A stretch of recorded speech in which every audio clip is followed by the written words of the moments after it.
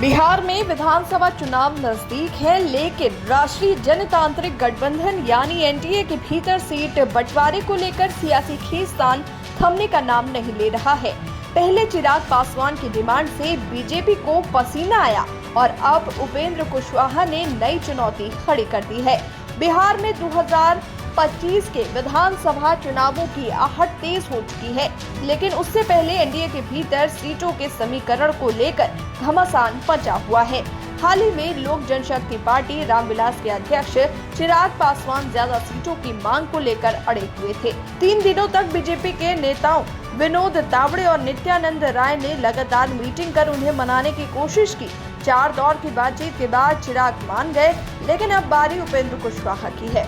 राष्ट्रीय लोक समता party RLSP के प्रमुख उपेंद्र कुशवाहा भी सीटों के लिए अड़ गए हैं।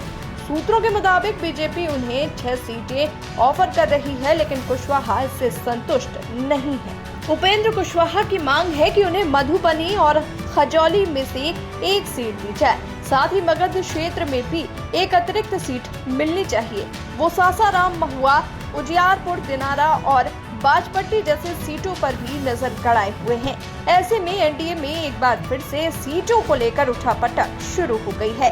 कुशवाहा ने अपने फेसबुक पोस्ट में भी इशारों में कहा कि अभी बातचीत पूरी नहीं हुई है, यानी दबाव की राजनीति अभी खत्म नहीं हुई है। बता दें कि साल 2020 के विधानसभा चुनाव में बीजेपी और जेडीयू के बीच 243 सीटों का बंटवारा इस तरह हुआ था।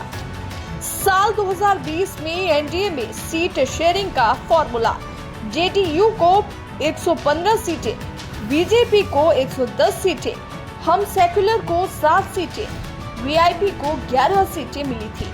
लेकिन इस बार समीकरण अलग है। अब सवाल ये है कि एनडीए में हर सहयोगी की डिमांड क्या बीजेपी पूरी कर पाएगी, या फिर एक बार फिर पुराने साथी बगावती तेवर दिखाएंगे। विधानसभा चुनाव नजदीक है, सीटों की ये सियासी जद्दोजहद अभी और तेज होने वाली है। राजनीति की हर हलचल पर हमारी नजर बनी रहेगी। देखते रहिए आद्या टीवी।